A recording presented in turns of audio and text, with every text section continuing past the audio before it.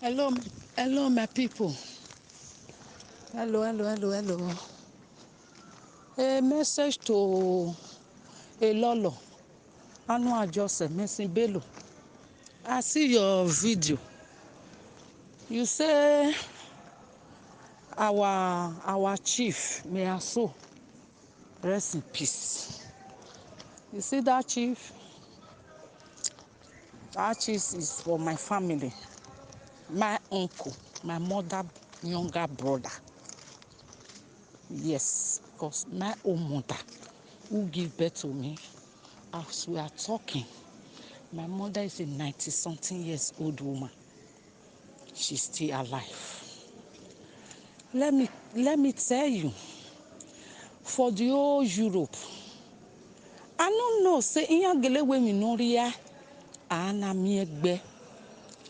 Me ma ewu wa me chief of do nu wa no a presenters no re Europe the ogona.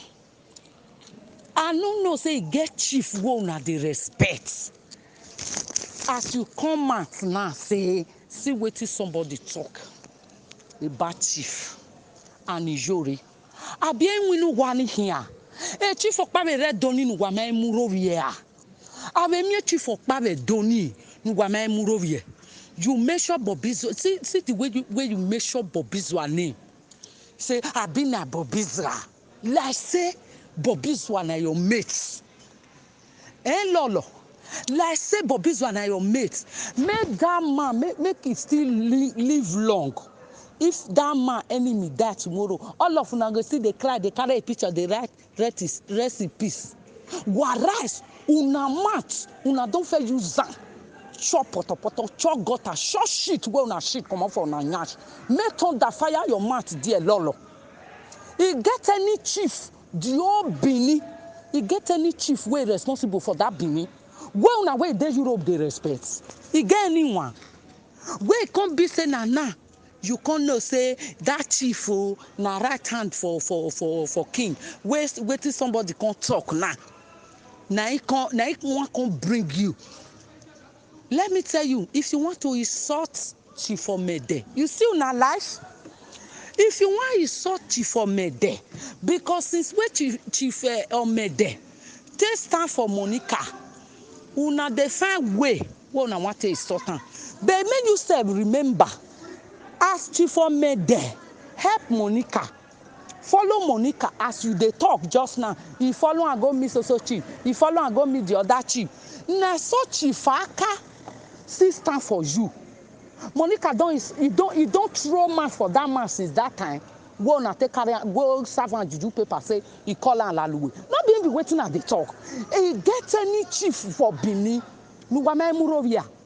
No ma ewo hwerea. No ma no negbi ami to. He get anything we una never talk about chief for Benin. For that social media. Including this Ijore now. Where go carry my uncle picture now put for a word the rest in peace because now in prayer be that make all of them they die making the rest in peace for them. He get any chief where you already respect for Benin make God punish you now. I just just keep quiet because all these things now start am Ogionba. Now start am for Europe. This one na Ogionba. They too wa man lebe Yoro Ogionba. Ti Ogionba. Miwa gele wa na lebe Ogionba ne.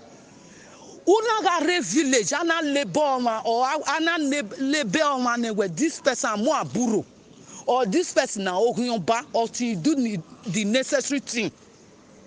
Ala wa ge anwa mebo wa guoma deni agwene de tuoma utuo because of where warewebo wa fi where Europe now far no mega evu or waje and many of una still believe where a weapon waje wa rio wa or see rubbish nan wa the chief of Babe don't need Ijore my here. Ijore is my sister fine the chief of Babe don't know my tea bona. And many people the platform Italian nonsense area chief paying any adwalo we kobo the chief no respect be we bo alolo utuwa e chief of Nigeria ni orote doni nu wa respect and ufia wu upe woko. You for not say make the buy ticket, make the call and make it run, go make it go Benin. Say no, you know Simon need to buy ticket. If Bava no Nigeria be last year. What the ticket in no bear wagon no two no fear. Now fear no work boo. Now you buy ticket for her. You go with the family. Now you buy ticket for her. You come back, you still go again. Now you buy ticket for her. Una when you at ye a get here amigo yare. Walking at tiny at ye. Sister, my me no ta ni ake talk ijore wa when I get ta. Male woman, Marie Bamokoko. Marie Bamokoko. No wake ya go doni no rie palace no wame. Ijore gwenye pa wa ma when agbele tare. We ma when ni agbele tare no gugbu e. Nera kai ni gbele tare ijore ke ariedo. Abi no be wetin you talk. You dey craze so gun dey kill you.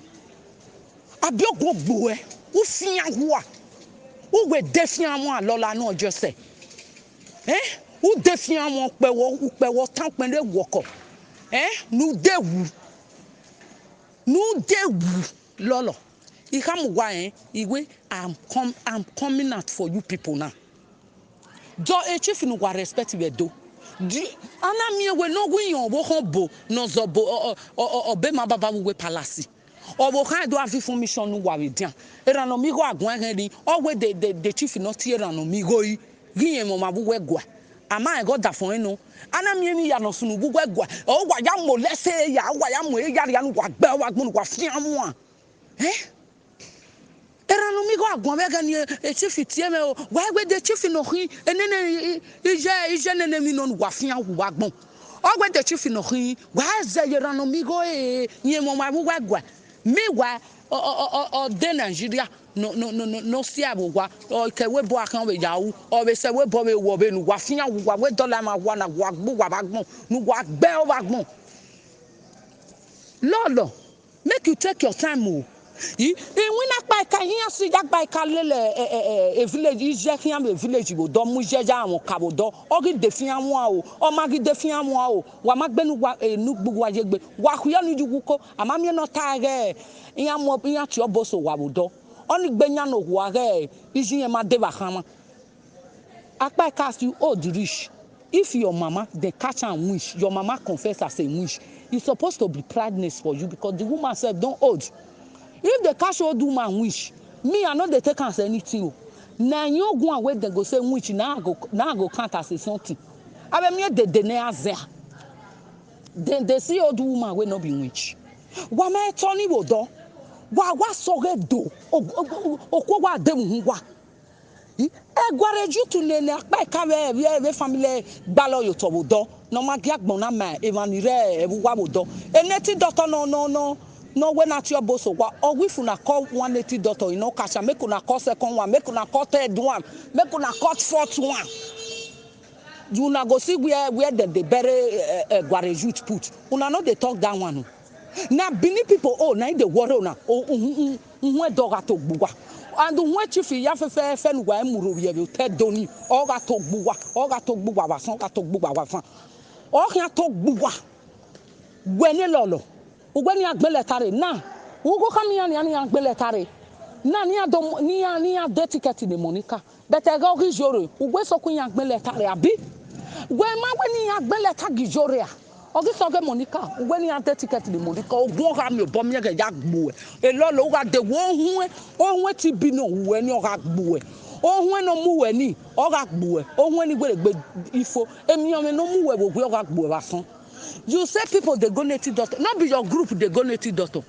I be not be you be with your group. Not be una group with your day. Not be una group. Not be una group Eldion Love Vet Day. Not be una group get higher killer. Not be una group they do Izobo. Not be una group they say assassin for Nigeria make you go the kiss some. Not be una group.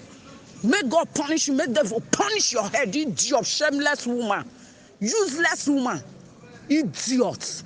And they come for you. Wa hiaria wa no ogun ni zido o kan amwa banere ni zuwa ho e chief ya fefefe no redo nu wa me fiu pegie ero be social media nous quoi ni akale quoi abe quoi ni ya wo le video violadan o quoi ni akale quoi e ti fe do wi ofo I know many things we don't do. A woman pa on say yana time and Italian ogun one one nero la yen Italia. E just acting. No very Italy wo do. No a story na here tana maybe or no I don't know maybe any of the family fit there here. You just acting or bo wa ye ko gida barak or bo wa ye do. No believe je ya wa. E ga no na di go le police we ni aya filivision be we say CID ni ya pay go no gbalegbe ni ya yo si gbelivision ya wa e si fe ju gbe ofo na or stand ya vie many many ladun ni ya ga no ya ene ni ya ha two men one woman ije bu otubu ijo sati ije Josephine ije Josephine ije Sandra Sandra be Josephine we bona abiyan wa mo ko wa obono we re ejiaro ino be bogwa be ejiaro o we ya bie o we biele fani no na bia mo ko a ri biele ne de wase o go gba no be bio me vana na do ahu e mi no gbeli bi je bani kin ake uselu oje ake oye pieke emi no gbeli bi je bani ki woni ri tabe ni ya hu jo sa ti ri ko ni kitali rege egbe ki aweyan I ka fi story na fo I ka fi fa bet mate dite ige gbe ki aweyan eti ho na na on yan na ye bo ni re yan na gbe e bo na pa na call jo sa ti we bo jo sa ti na de ticket na adie dodo ale li bi je kon wo wa ona gbo wi je ona mu e bo ya gbele on bege bo nuwa ya ku no na nuwa wa atie nuwa na regi wina na ogun asogun avan e jo sa ti mu gbeli bi je eha eruji ebra Felix ebra Roski ogun asogun avan o mu gbiyan opa wore 10 days the other one alele Felix no ro na wu je kanu then a Friday no ga ro no support jo sa ti yo wana hion ni enya enoku no ro ri survive nya eva pa ri ke o vision ihueva ije bo tubu nene ngano gba pe ijo sa ti je Josephine man no kun ni bi talibo do nuwa fi anwo abagbon elolo idenu ogun amu apanu ju ohun o mu apanu ju gba hun wa ma ya gboge ija pa ikawo do o gi de ba kan wa o ma gi de o ogogo gi jiyan ma de bazin ige no mu jiyan zon de wa ma gbi onifo wa ni ibi edo we dian wa tule de gbegbegbe he get any chief wey dey Benin wey no dey respect then you come out now they say chief from Ede chief from Egene chief for corona re bati eri waka gbe sesese wana jo oge ya mu yaria what about I'm chief for pan wa respect we do I be chief for pan wa respect we webo no gugbelu wa no wa tugu more na no make me come dey insult Mommy Joro, I don't want to insult that woman because I take that woman as my sister. Who I love, I don't love her no matter whatever she do. I don't care. She don't do her pass. And I delay the one and lay bearing as Ogionba. Now they cause all these things. Now he cause all this rubbish. Oma atolo Ogionba. Gwana a palace gwana muade mu social media a palace ne do hin wa ya gbe bolu be social media no gun value wa we nu wa de fian mu a ide nu wa worry I dey come for na God na go punish lolo there na thunder go fire you and your sister paika na God na go punish you na I dey come for na a video nu wa ona de gbe violadan ya violadan ru wa tubu utu won lawe gbe lolo olohun TB. You not go treat yourself. Uma gi ohun egbo eswe. Uma gi ohun egbo eswe. O ma we awa ohun eni o kan gbuwe. We am mi idenu wa.